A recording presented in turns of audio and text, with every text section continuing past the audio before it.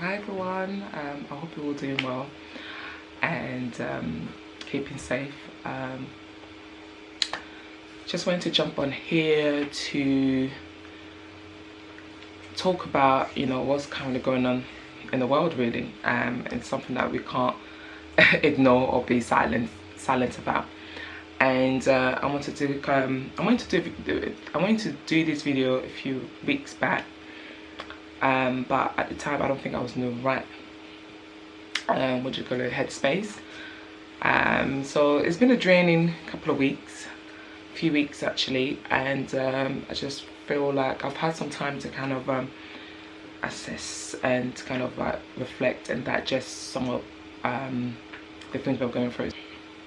The death of George Floyd has basically sent shockwaves throughout the world, and has basically brought up to the forefront the conversation about racism, and I feel like it's, black people have been experiencing this whole it's nothing new, basically, police brutality, racism, whether it's systematic in organizations for hundreds and hundreds of years. And however, I think we're in a time where, enough is enough, basically.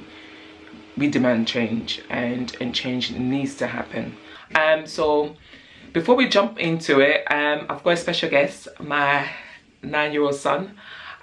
He's written a beautiful poem that he would like to share with you guys. And Zayden, would you like to come on? Hi, my name is Zayden and I'm 9 years old. Today I am going to read you my poem about racism. Racism makes me mad. Racism makes me sad. People being killed is getting worrying. Racism needs to stop. George Floyd got killed for something he didn't even do. Posters, people running around the city shouting Black Lives Matter with no fear. Black people are getting scared. This needs to stop. People are fighting to stop racism once and for all. Racism is scary. To think a police officer can kill you while you're walking on the street. Hi, my name is Amy and I'm Auntie Valerie's niece. I'm here to talk to you about racism. Racism is bad. Police can kill you randomly just like George Floyd. If someone talks about your skin color, you should remind them black people come in different shades and come perfectly imperfect. Don't discriminate. You need to say Black Lives Matter like you mean it, so you can stand up for your skin color. Hearing yet another black innocent life being taken by a police officer is just heartbreaking. It's sad. It just makes you angry. It's traumatic, because these are things that we continue to see over and over again, and I feel like enough is enough. How many lives do we have to lose? How many blood needs to be shed, for us as a society to really face on this terrible disease, this cancer, if you like, and really tackle it and work together to eradicate it. I must admit, when I learned about the George Floyd terrible murder, I was absolutely distraught. I was so angry. I felt every negative emotion there was to feel. To think that another human being would treat another human being like that, abuse their power. And I didn't want to come on and talk about it then, because I felt like I was not in the right headspace. And so during that time, during the last few weeks, as I said, I was thinking about it, and I thought, okay, you know what? while I was processing the whole thing, because I felt like, okay, you know, all these emotions is not going to help solve what we're currently going through. So I kept on asking myself while I was trying to process the whole thing, and you know, and I was asking myself, okay, you know what, how do we move forward? How do we trigger change? How can we as individuals, how can we affect change? How can we eradicate racism? How can we eradicate this systematic disease which continues to permeate through every organization in every part of the world? And we need change. Change needs to take place. It needs to happen. I may be all over the place with this video, guys, but please do bear with me, because this is a heavy topic and I want to make sure that I talk about it sensitively, and also make sure I basically put my point across properly. And as you may know, it's quite heavily charged for myself. So I wanted to also mention that, you know, I saw somewhere on the post where someone was saying that, oh, they're really shocked that racism was still going on in 2020, you know, and that made me pause and think, that's why this conversation is so important right now, because we feel like we've made huge strides in terms of racism and prejudice, but in actuality, as a society, we still have a lot of work to do. There's still a lot to be done.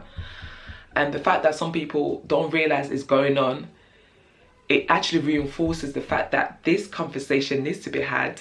The protest needs to go on, and we need to continue having this conversation and exploring how we can all work together to eradicate this terrible disease, this virus, I call it. It's truly important. Just because something does not affect you directly, it doesn't mean that it doesn't happen, it doesn't go on.